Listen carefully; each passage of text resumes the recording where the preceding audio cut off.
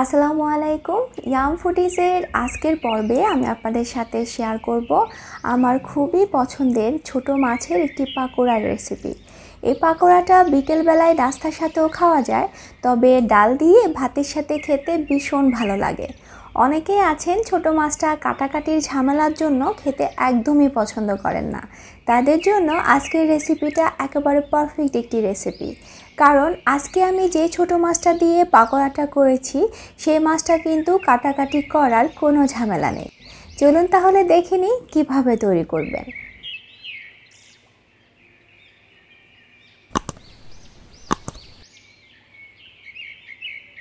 এখানে আমি 1 কাপ পরিমাণ এই ছোট মাছটা নিয়েছি। পরিষ্কার পানিতে রেখে একটু চেক করে নিয়েছি বাড়তি কোনো ময়লা আছে কিনা। তারপর বারবার পানিটা বদলে নিয়ে লবণ দিয়ে খুব ভালো করে ধুয়ে পানিটা ঝরিয়ে নিয়েছি।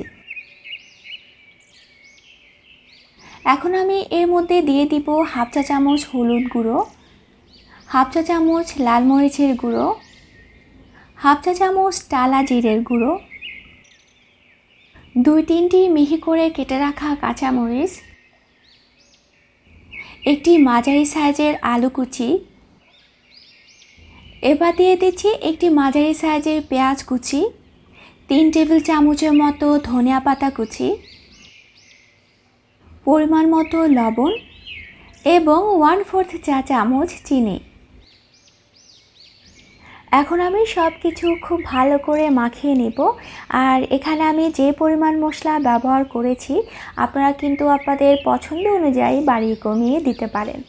এখন দিয়ে দিচ্ছি 2 টেবিল চামচ চালের গুঁড়ো এবং 2 টেবিল চামচ কর্নফ্লাওয়ার। এবার আমি সবগুলো উপকরণ খুব ভালো করে মাখিয়ে নিব।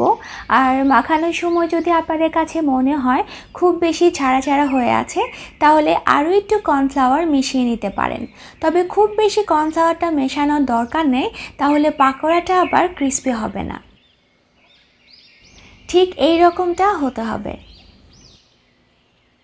এখানে আমি একটি প্যানে তেল গরম করতে দিয়েছি আর চুলার আঁচটা কিন্তু মাঝারি রেখেছি। আমি যখন ছোট মাছের মশলা মাখিয়ে নিয়েছিলাম তখন রসুনটা দিতে ভুলে গিয়েছিলাম, তাই এখন হাফ চা চামচ রসুন বাটা দিয়ে দিচ্ছি। তবে আপনারা যখন মাছে মশলা মাখাবেন তখনই রসুনটা দিয়ে দিবেন। ভাগ্যিস পাকোড়াটা ভাজার আগে আমার মনে পড়েছিল। এখন আমি এই মশলা মাখানো মাছ থেকে ঠিক এইরকম করে ছোট ছোট পাকোড়া ভেজে নেব। তবে পাকোড়া ভাজার সময় একটা বিষয় খেয়াল রাখতে হবে, হাত দিয়ে খুব চেপে চেপে না দিয়ে মাছটা নিয়ে সরাসরি তেলে ছেড়ে দিবেন, তাহলে কিন্তু পাকোড়াটা অনেক বেশি ক্রিস্পি হবে। আর আপনারা যদি এই পাকোড়াটার স্বাদ আরও বাড়াতে চান তাহলে ম্যাগি যে ম্যাজিক মশলাগুলো পাওয়া যায় সেগুলোর 1 প্যাকেট ব্যবহার করতে পারেন। তবে সেক্ষেত্রে লবণের পরিমাণটা আর একটু কমিয়ে দিবেন, যেহেতু ম্যাগি ম্যাজিক মশলার ভেতরেও লবণ দেয়া থাকে। এক পাশটা কিছুটা হয়ে যাওয়ার পর উল্টিয়ে দিতে হবে। আর এই পাকোড়াগুলোকে আমি একটু লালচে হয়ে যাওয়া পর্যন্ত ভেজে নেব।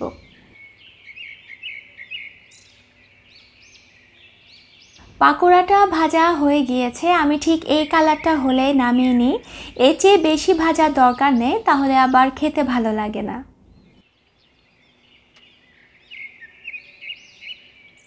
আমি বাকি পাকোড়াগুলো ঠিক একইভাবে ভেজে নেব।